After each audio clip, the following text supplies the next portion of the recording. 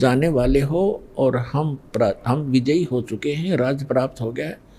आप कुछ सत्संग करके जाना और उस सत्संग में वो ज्ञान सुनाना जो आपने महाभारत के समय गीता का ज्ञान दिया था। श्री कृष्ण जी कहते हैं कि अर्जुन, तुम बड़ा श्रद्धाहीन है, बड़ा बुद्धिहीन है, तूने उस ज्ञान को याद क्यों नहीं रखा। अर्जुन कहता मैं भूल गया उस ज्ञान को। तूने उसको ज्ञान को याद क्यों नहीं रखा, तू बड़ा श्रद्धाहीन है, तू बड़ा बुद्धिहीन है, तेरी बुद्धि अच्छी नहीं है। अब मैं उस ज्ञान को ज्यों का त्यों नहीं बता पाऊंगा, क्योंकि उस समय मैंने योग युक्त होकर वो ज्ञान बोला था। ये तो फिर वो बाद में तुक्के लावा था श्री कृष्ण जी। जैसे एक प्रेत किसी में बढ़ के बोल देता है, बाद में उस आत्मा को पता नहीं मैंने क्या बोला था, और ही बताते हैं आपने ऐसे बोला था, ऐसे कहा था, तो बाद में फिर वो कहने लग जाता है कि मैं ऐसे बोला, ऐसे बोला, उसको पता कुछ नहीं होता। अब जब श्री कृष्ण जी कहते हैं मुझे तो याद नहीं, मैं उसको दोहरा नहीं सकता ज्यों का त्यों। और तूने क्यों नहीं याद रखा बुद्धिहीन। पुण्यात्मा दास ये सत्संग कर रहा है और आप कोई प्रथम बार सत्संग सुनने आया है तो 20% याद रहेगा आपके, और वो भी कुछ दिनों के बाद। और मुझसे कभी सुन लेना तभी सुना दूंगा यदि मैंने अपने होश हवास में बोल रखा है। और जब ये कहना कि मैं योग युक्त होकर ये बोला था ज्ञान, जब तक युद्ध का आमने सामने सैनिक खड़े वहीं कलेजा हिल जाए आदमी का, वहाँ योग युक्त हो गए तो अब पीस ऑफ माइंड था, तब योग युक्त होने में क्या बिजली गिरे थी उसके। तो नहीं, श्री कृष्ण जी ने वो ज्ञान नहीं बोला था। तो इस प्रकार ये काल ऐसे कर्म करता है। तो जब श्री कृष्ण जी के पास वो पहुंचे पांडव, तब श्री कृष्ण जी थे, वो काल नहीं था उसमें। तब श्री कृष्ण जी ने कहा कि तुमने जो महाभारत के युद्ध में बंधुघात किया है, भाई मारे, चाचे ताऊ मार दिए, गुरुजी मार दिए द्रोणाचार्य जैसे, और करोड़ों बहन विधवा होगी, वो पाप दुखी कर रहा है युधिष्ठिर को, क्योंकि जो राजपद पर बैठा उसको प्रथम लपेटेगा। तो फिर पांडवों ने कहा कि भगवान इसका कोई समाधान भी बताओ, आपत्ति तो आ गई है। ये 3 ताप के अंतर्गत आता है कि वो आत्माएं सता रही है, इसको प्रेत आत्माएं सता रही हैं। श्री कृष्ण जी से फिर उन्होंने पूछा इसका समाधान बताइए। श्री कृष्ण जी ने कहा कि आप एक अश्वमेध यज्ञ करो और उसमें पृथ्वी के सभी, क्योंकि उस समय सभी भक्त होते थे, भक्ति अवश्य करते थे, बच्चे से लेकर बूढ़े तक, चाहे किसी जाति मजहब धर्म का क्यों ना हो, जैसा भी, क्योंकि वैसे पुण्यकर्मी प्राणी जन्मते हैं त्रेता द्वापर सतयुग में, कलयुग में आकर के बिजली गिरती है ये। और कहा कि स्वर्ग लोक के देवताओं को भी आमंत्रित करो, इन सबको बुलाकर और धर्म यज्ञ करोगे तब तुम्हारा समाधान होगा। और एक यज्ञ, इस यज्ञ के अंदर सभी महापुरुषों को खाना खिलाओ, स्वर्गलोक के देवताओं तक, ऋषियों को, महापुरुषों को, संतों को, भक्तों को, रिश्तेदारों को, बहनों को, सबको बुलाओ। और फिर उसका एक लक्षण होगा यज्ञ सफलता का। यज्ञ की सफलता का एक चिन्ह बताया कि एक सुसज्जित स्टेज बना के, अलग से एक स्थान बना करके, एक मेज, और उसके ऊपर एक 5 मुख का शंख रखा जाएगा। और जब सभी भोजन कर लेंगे, अतिथि और संत महात्मा, साधु संत, देव ऋषि, उसके बाद यदि यज्ञ आपकी सफल होएगी तो वो शंख अपने आप आवाज करेगा बगैर मुख लगाए। और यदि शंख नहीं बजा तो समझ लेना आपकी यज्ञ संपूर्ण हुई नहीं, आपका दुख निवारण नहीं होगा।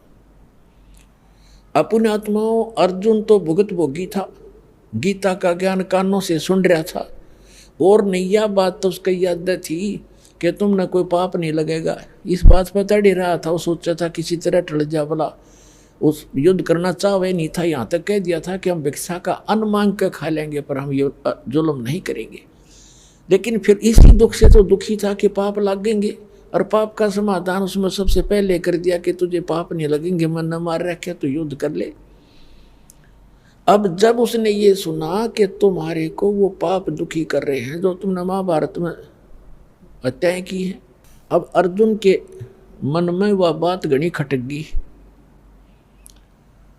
लेकिन उसको अंदर ही समा गया, अंदर ही वो घूंट पी गया अपने, कि यदि मैं आज चर्चा कर दूंगा भगवान श्री कृष्ण से कि आप जी जब गीता ज्ञान सुना रहे थे तब तो ये कह रहे थे, अब ये पाप कहाँ से आ गया हमारे ऊपर।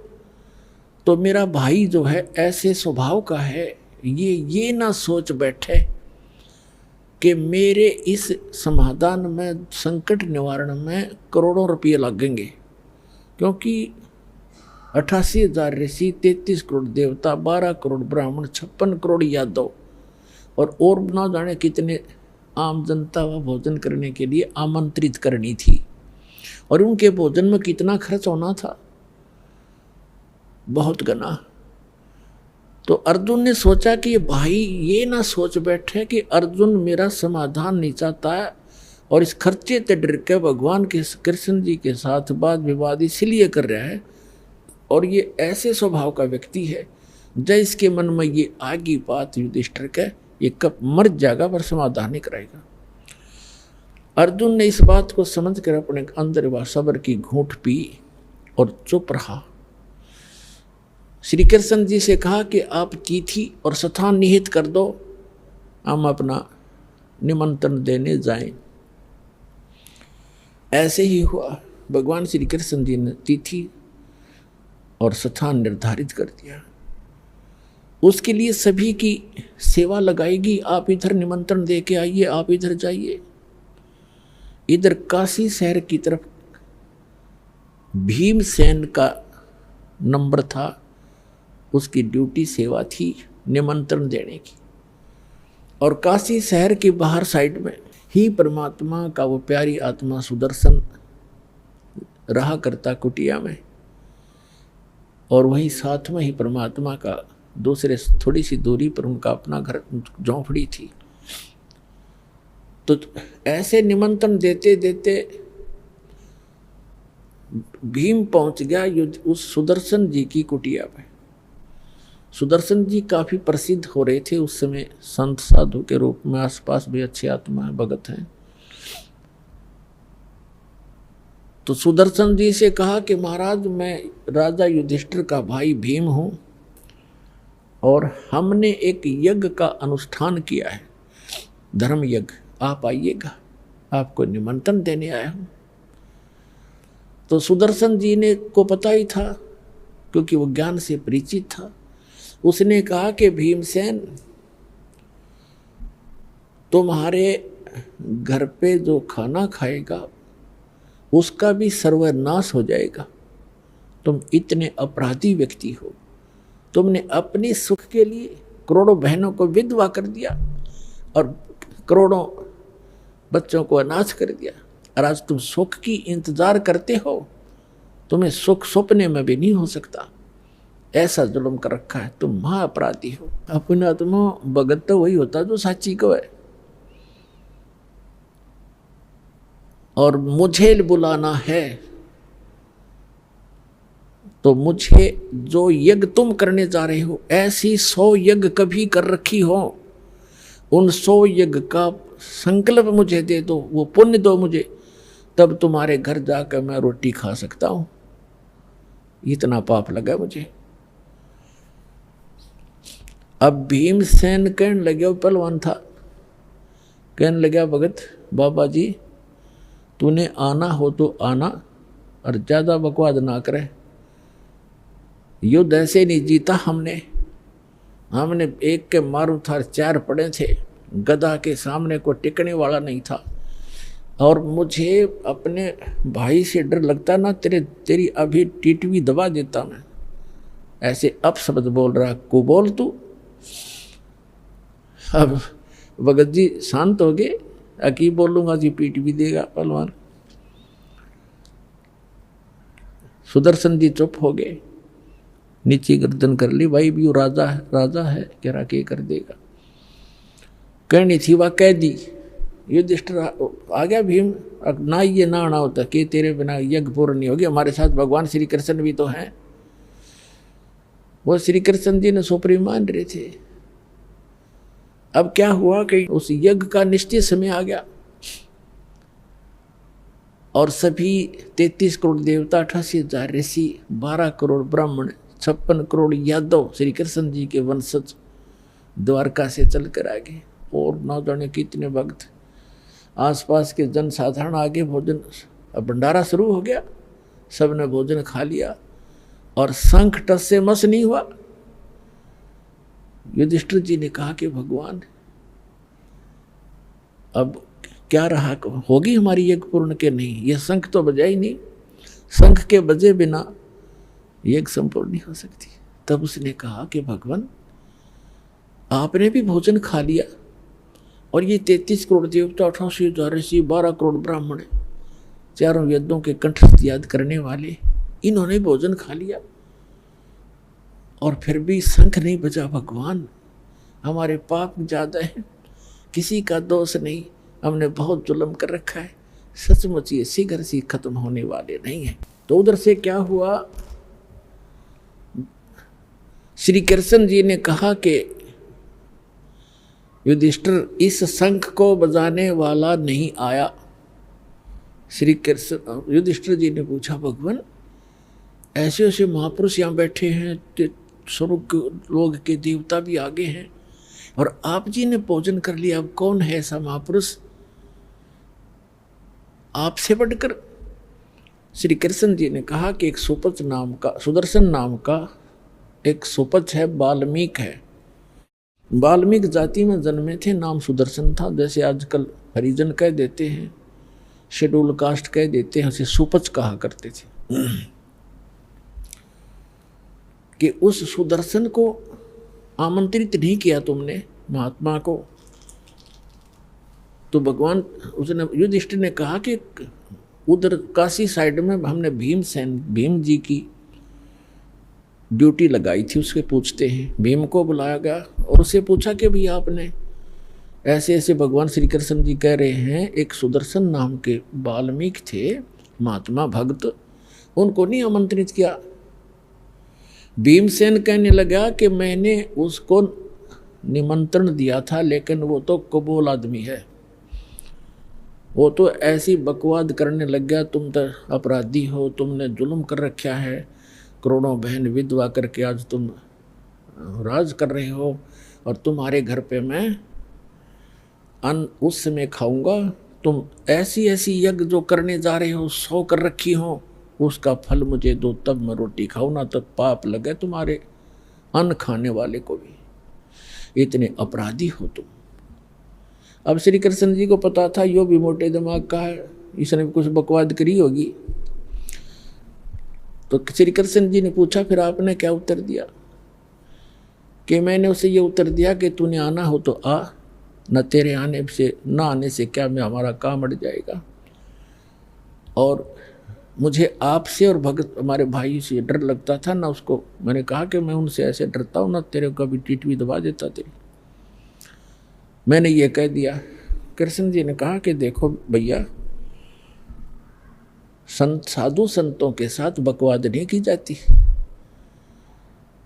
उनको आपने तो और पाप इकट्ठा कर लिया, उनकी आत्मा दुखा के, वो ठीक कह रहे थे, उन्हें गलत क्या कहा? क्या जीव हिंसा का पाप नहीं होता?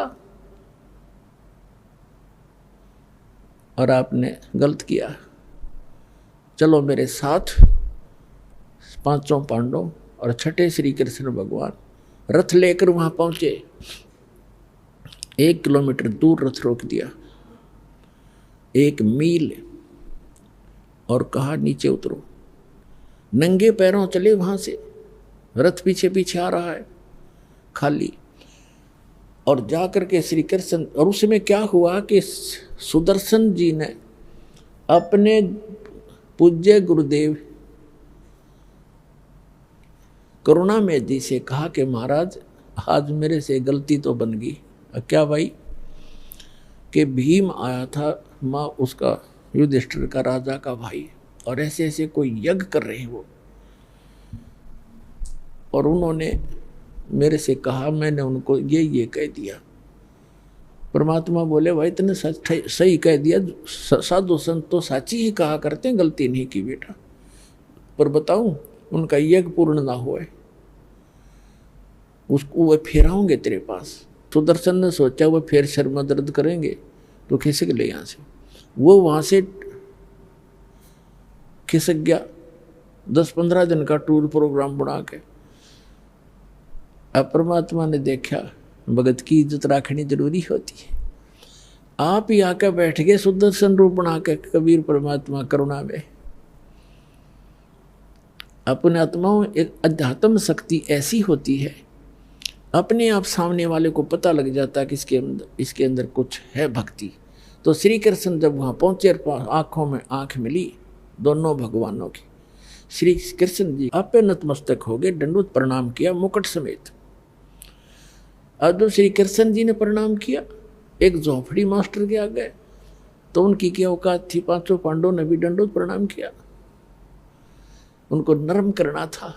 तो परमात्मा ने कहा सुदर्शन रूप में कि हे द्वारकाधीश और हे इंद्रप्रस्थ के बादशाह, आप इस दास के सामने मुझे लज्जित ना करो, ऐसे ना करो, उठो महाराज, उठो महाराज। उठ लिए परमात्मा, उठ कर वो खड़े किए। तब श्री कृष्ण जी ने कहा कि हम आपको निमंत्रण लिवाने आए हैं और ऐसे राजा युधिष्ठिर हैं, ये इसके भाई हैं और इन्होंने ऐसे ऐसे यज्ञ किया और आपकी अति आवश्यकता है, आप चलिएगा। तब परमात्मा ने तो सारे अवदानी जान थे, उन्होंने रोल कर ही रहे थे सुदर्शन का।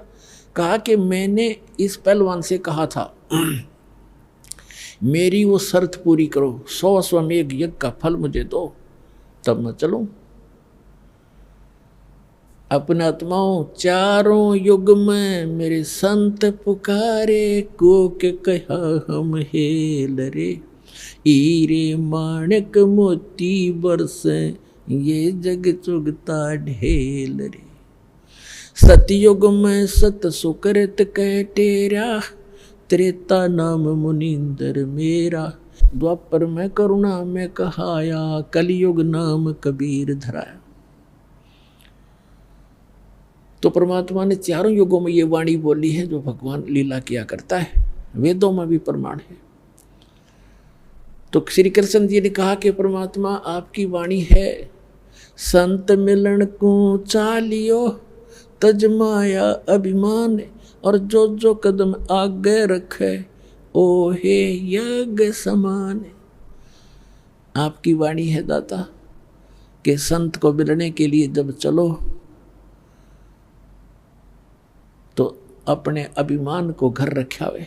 कोई पोस्ट का अभिमान, किसी को अब कोई धन का अभिमान, जाति का अभिमान, ये यहाँ नहीं चलेगा। अगर आप संत के दरबार में आ रहे हो, ऐसे जाना चाहिए जैसे चाहे प्रधानमंत्री का भी पुत्र विद्यार्थी है, और जब वो विद्यालय में जाता है वो एक विद्यार्थी की तरह ही बैठता है।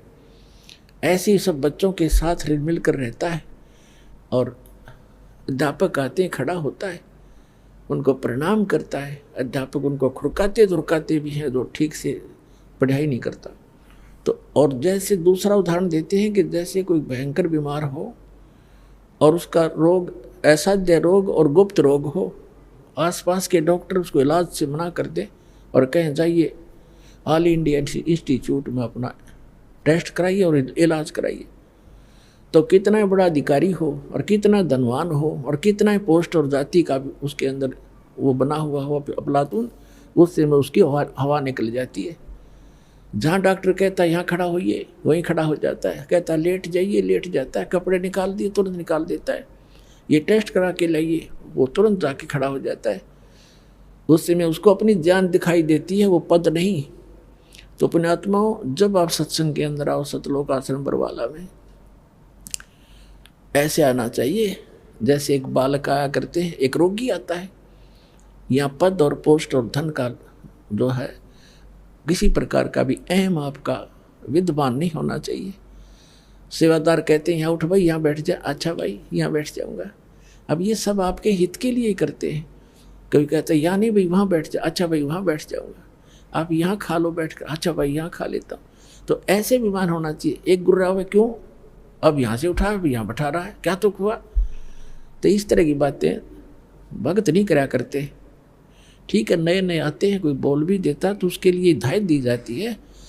कहते हैं संत मिलन को चालियो तज माया अभिमान, और जो जो कदम आगे रखे वो है यज्ञ समान।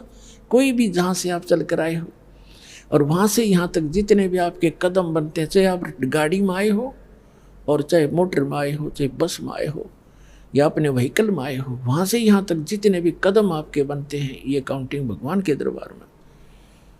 कहते उतना ही आपको यज्ञों का पुण्य मिल रहा है। एक यज्ञ करने में कितना लगता है, पैसा भी कितना समय लगता है। अरे तो इस प्रकार आपको यहाँ बुलाकर धनी बनाया जाता है। तब परमात्मा श्री कृष्ण जी ने कहा कि हे भगवान, आप तो अंतर्यामी हो महात्मा जी, और आप देख सकते हो पांचों पांडव आज क्या हालत है इनकी, कैसी बेइज्जती हो रही है। करोड़ों आदमी जी इनका जो के त्यों खड़े हैं, इनके सिर पर पहाड़ियों का करोड़ों रुपये लग गए हैं और पैसे लग गए हैं, और आप आज इनके अंदर झांक के देखो ये कैसे बेनम्र होए खड़े हैं, बेगी बिल्ली। और पर ऐसे करो भगवान, हमारी जितनी भी यज्ञ यहाँ से वहाँ से चलकर आपके तक आने में बनी है कदमों की, आप 100 रख लो और बाकी हमारी झोली में डाल दो, हमारा उद्धार हो। कहते साधु भूखा भाव का, धन का भूखा ना। अर्जय कोई धन का भूखा हो, संत नहीं, वो साधु भी ना। तो परमात्मा तो उनकी आस्था देखना चाहते थे। तब परमात्मा ने कहा कि भीमसेन अखां जी, जब तो कति न्यू सीधा खड़ा न्यू होकर के हाथ जोड़ के कि मेरी ये सुमरणी उतार। माला थी, माला दो मनक्या वाले आप मंत्र करते हैं, कुट्टी का टांग रखी थी। अब पहलवान उठा और लग गया माला उतारन, उतरी नहीं, पसीना आ गया नु, खूब हंगा ले रहा। परमात्मा बोले रे पहलवान तो डींग मारे था कि एक के मारूं था 4 मरे थे, अरे ये माला ना उतरती तेरे पे। अपन आत्माओं परमात्मा ये दिखाना चाहो थे इनका दिल डट जा। कोई है वस्तु, कोई है संत, वहीं उनका जो दिल भी डट गया, वह ताकत न्यारी है। परमात्मा ने हटका कि आजा खड़ा हो जाए इधर, और ऐसे हाथ किया था, अपने आप माला उतर कर मालिक के हाथ में आ गई बैठे बैठे के। और फिर परमात्मा बोले भाई, मर्द गर्द में मिल गए वो रावण से रणधीर, कंस के सी चाणोर से वो हिरना कुश बलबीर। तेरी क्या बुनियाद है तू जीव जन्म धर लेत, गरीब दास हरि नाम बिना तुमरा खाली रह जा खेत। कहते इस ताकत की यहाँ नहीं चलती, यहाँ तो राम नाम का धन होना चाहिए, ये शक्ति के संग्रह होनी चाहिए, तो आपका आगे भविष्य सुधरेगा। और जब पहली बार भीम गया था तब उसने, चलिए लंबी कथा बन जाएगी, हम इसको यहीं छोड़ते हैं। तो परमात्मा ने कहा कि चलो, परमात्मा बैठाए रथ में, श्री कृष्ण रथवान बने और पांचों पांडव छठे और परमात्मा बैठा कर लाए। अब वाल्मीकि जाति के व्यक्ति कैसे रहते थे, आदिवासी की तरह, कपड़े मैले कुचेले से, दाढ़ी बड़ी हुई, सिर की छोटे छोटे बाल पड़े और जूते टूटे हुए, धूल लगी हुई पैरों में, धोती सी बांध रखी, लपेट रखी, और यज्ञ के अंदर बैठे हुए मंडलेश्वर ऋषि, 9 मोटे मोटे पेटाड़े और गल में जनेऊर तिलक लगा रखे, 9 आसन न्यारे न्यारे ला रखे, दच के बैठे सारे 33 करोड़ देवता, 88,000 ऋषि, 12 करोड़ ब्राह्मण, 4 तिलक लगा के।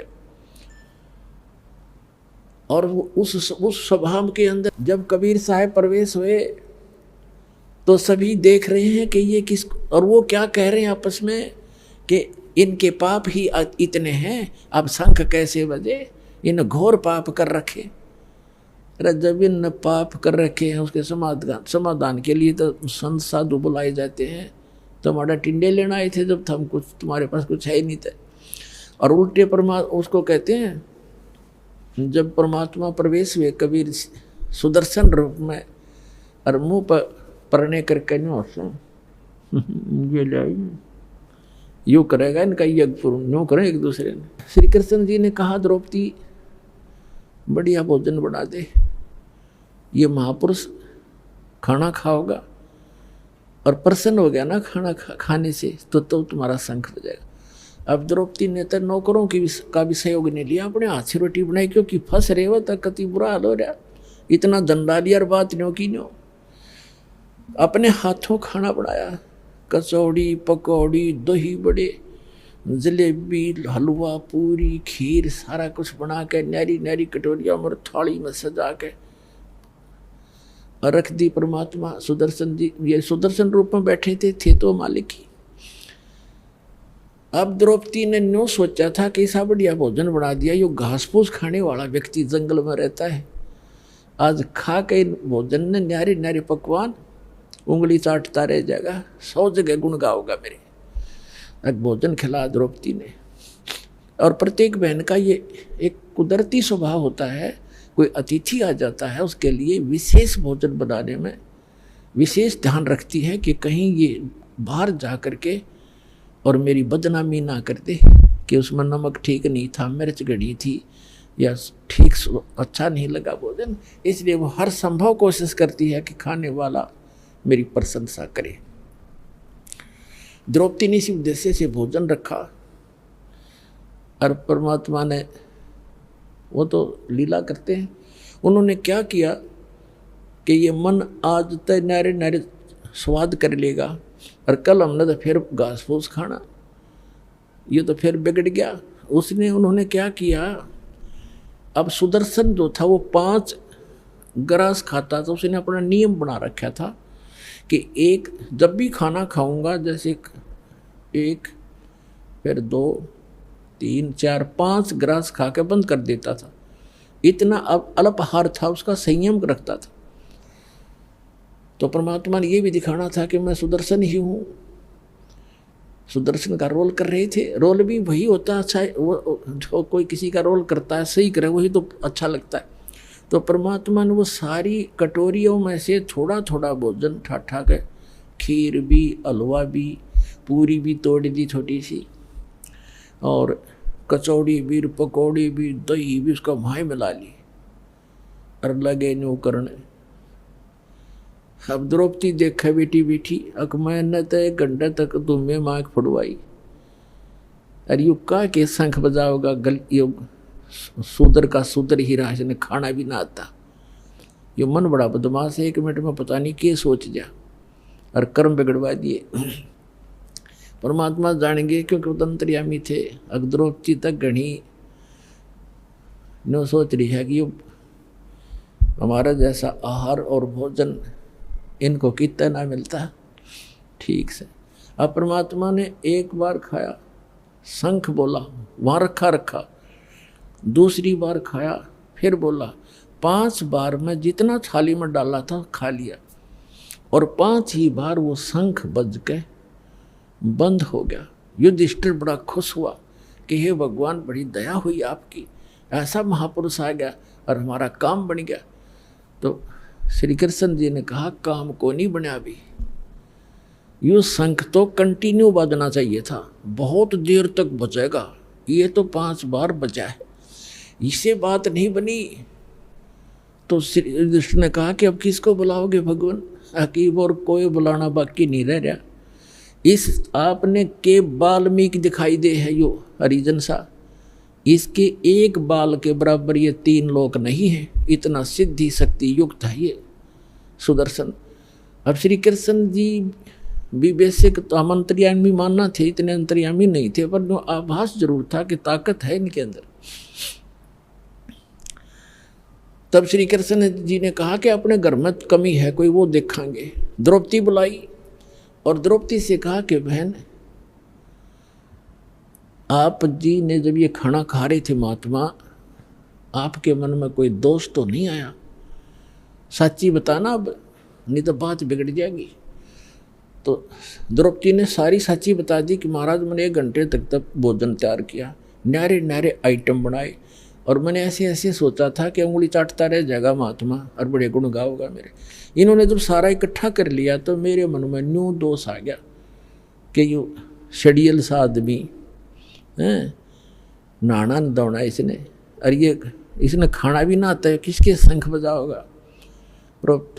कृष्ण बोला द्रौपदी तने तो भट्ठा बैठा लिया, तन्ने मोल ले लिया कि साधु को अपने घर बुला के तेरे पे एहसान किया इसने आ करके तेरे घर का टूक खा लिया, तेरा तू उद्धार करने के लिए आया था अपना। अब बोली कैसे, ये मन में सोच भी तेरे लिए पाप की भागी बन गई, एक और पाप लग गया तुझे। अब वह कांपेगी सारी कि साधु संतों के बारे में ऐसे नहीं बोला, सोचना भी ना चाहिए, कैसे खाओ, आपका फर्ज था रख दिया, कैसे खाओ ये। तो कहने लगी जी क्या करूं कि चरण धो के पी इस धूल समेत, जब तेरा कल्याण होगा। अब द्रौपदी ने कहते मरता क्या नहीं करता, लाई प्रात उठा के एक लोटे में जल भर के भगवान बैठे सुदर्शन रूप में उनके चरण धोए और वापस लोटे में गाल गए, गिलास में आधा पी लिया ना। तो श्री कृष्ण कहने लगे बहन मुझे भी दे दिया था, इसे महापुरुष का चरणामृत कुछ युगा पर्यंत प्राप्त होता है। आधा श्री कृष्ण जी ने पिया। उस समय वो शंख वहीं से बजना शुरू हुआ था और इतना जोर का बजता बजता पूरे पृथ्वी के ऊपर स्वर्गलोक तक आवाज सुनाई दी प्यारी प्यारी। और पूरी पृथ्वी पर जितने भी वृक्ष थे सब हरे भरे हो गए, फल फूलों वाले फूलों से लदपद हो गए, फलों वाले फलों से लदपद हो गए। तब उनका 3 ताप कट्या उस परम पिता की शक्ति से। बोलो सतगुरुदेव। तुम कौन राम का जपते जापम, तात कटे ना तीनु तापम। समर्थ का शरणाग हो रंग होरी हो, कभू न हो एकाज राम रंग होरी हो। तो पुण्यात्माओं सौभाग्य आपका, आपको ये सुख तो यहाँ फ्री में मिल लेंगे, क्योंकि हम वो 5 यज्ञ कर रहे हैं जो युधिष्ठिर पांडुआ ने एक का यज्ञ करी थी। आज आप देख रहे हो 5 दिन का समागम चल रहा है और कई हजारों की संख्या में पुण्यात्मा परमात्मा की प्यारी आत्मा आई हुई। ये सभी भक्त हैं, सभी परमात्मा का सुबह उठते हैं, शाम दिन रात चर्चा करते हैं, घर पे जाते हैं, वहाँ भी इतना कोर्स दे रखा है आपको भक्ति का, जैसे बालकों को सलेबस न्यारा होम टास्क अलग से, तो इतना कोर्स दे दिया, इस बिना आपका उद्धार नहीं हो सकता। कभी आरती कर रहे हो, कभी नित्यनेम कर रहे हो, कभी रमैनी कर रहे हो, कभी प्रथम मंत्र, कभी सेकंड मंत्र, फिर वाणी पढ़ रहे हो, कहीं सेवा कर रहे हो, दान कर रहे हो। तो ये जितने भी साधु संत यहाँ आ रहे हैं और यहाँ आपका दिया हुआ जो साधला जो धन है वो आपको बहुत लाभ दे रहा है, करोड़ गुना आपको फल यहाँ देगा और मोक्ष प्राप्ति होगी। ये एकमात्र स्थान